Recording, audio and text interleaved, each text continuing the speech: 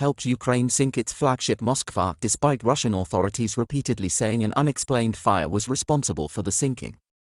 The 510-crew warship, which was the third largest vessel in Russia's active fleet, sank on April 14 with Kiev claiming it struck the vessel with 2 missiles and help from US intelligence to locate its whereabouts.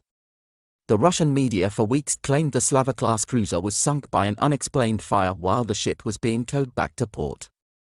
The information came from Russia's defense ministry, which made no mention of Ukraine's missile strikes.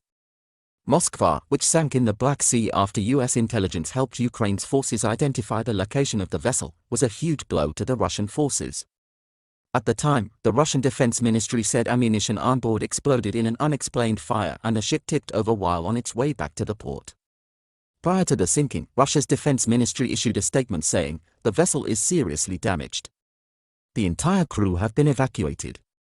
But a later statement the same day announced that on its journey back to port the ship lost its stability. The statement said, the cruiser ship Moskva lost its stability when it was towed to the port because of the damage to the ship's hull that it received during the fire from the detonation of ammunition. In stormy sea conditions, the ship sank. However, Kremlin analyst Olga Lortman said Russian media has now gone against the ministry's claims, reporting that US intelligence helped Ukraine sink the ship, which was reported on CNN. She said, "Fascinating that Russian media is reporting the CNN report that US intel helped sink Moskva. The Kremlin will have a lot of explaining to do in the morning after telling Russians for weeks that a fire was responsible for the sinking." This was already a sensitive issue due to cover-up and lack of answers of the events and how many survived. This will make Putin look weak.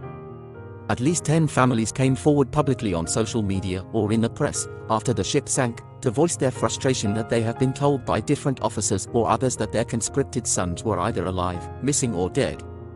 But later said one crew member had died despite many family members still demanding answers about their lost loved ones. Speaking about the Russian news outlet that announced the US and Ukraine involvement, Ms. Lortman said, to be more specific, it was put out by one main Russian outlet that has a large viewership and picked up by several secondary outlets. The other main outlets are quiet about this.